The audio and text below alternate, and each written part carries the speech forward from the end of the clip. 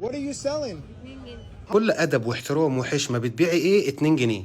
How much for one of these? 25. Can I have one? What is the name? هنا اللي واقف بيبيع له ده تحديدا ده صاحب المحل اللي جنبيها، لما لقى واحد بيصور، دي بقى جدعنه المصريين، جه يقف مع جارته علشان يشوف اللي بيصور ده بيصور ايه وبيصور ازاي وناوي على ايه بالظبط.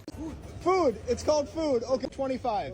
Okay, there's 100. عمل لي منشن على الفيديو، قال لي طب ازاي؟ هي قالت له 2 جنيه وبعد كده جه خدوا منه 25 جنيه. ده عيش ملدن يا جماعه، بيتباع بالشنطه، ما بيتباعش بالرغيف. No. You keep the change. You keep. You're very honest. You're very honest and hard work. خدتوا بالكم من فيديوهات برنت تحديدا اللي بيبقاش صادق معاه بياخد منه الباقي، لكن هنا في تقريبا حد فهمه وقال له ان هو بيتباع بالشنطه، فعشان كده قال لها لا انت انسانه صادقه وانسانه بتشتغلي بجد وكده، وراح سايب لها الايه؟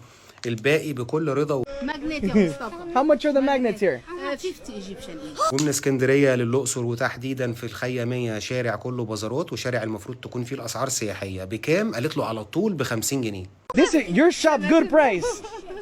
You have to come look for Mustafa's shop when you come to Aswan. He's right in front of El Kayameya.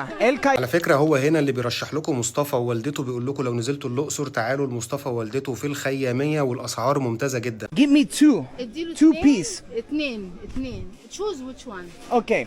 هنا هو طلب 2 ولسه بيمد ايديهم علشان يختار اول واحده، راح مشاور على الشيشه. طب الناس دي لو كانت عايز تضحك عليه في الاول كده خلاص جات لهم الفرصه ان هم يزودوا سعر الشيشه. تعالوا هنشوف بقى الشيشه هيدوها له بقى بسعر المصريين ولا بسعر الاجانب. Which is like one of these.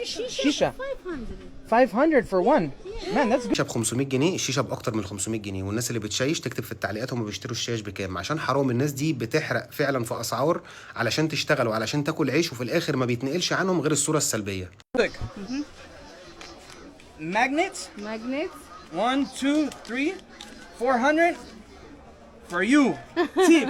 Because you're a تطبق الآية الكريمة اللي ذكرناها قبل كده، إنا لا نضيع أجر من أحسن عملا. حلالكم وحلال عليكم وشرفتونا. هي دي مصر وهي دي شوارع مصر وهي دي ستات مصر الشرفاء. الصورة السلبية عن الشوارع السياحية إن شاء الله بإذن الله هنصلحها بيكم وبأفعالكم من فيديوهات وتجارب السياح اللي بتنزل، لكن للأسف محدش بيشوفها وما بتوصلش للمشاهد. ولو مهتم بالنوع ده من المحتوى ومش ناوي تعلق أي تعليق سلبي يثير الفتن ما بين الشعوب العربية، اعمل فولو واستناني في فيديو جديد. سلام.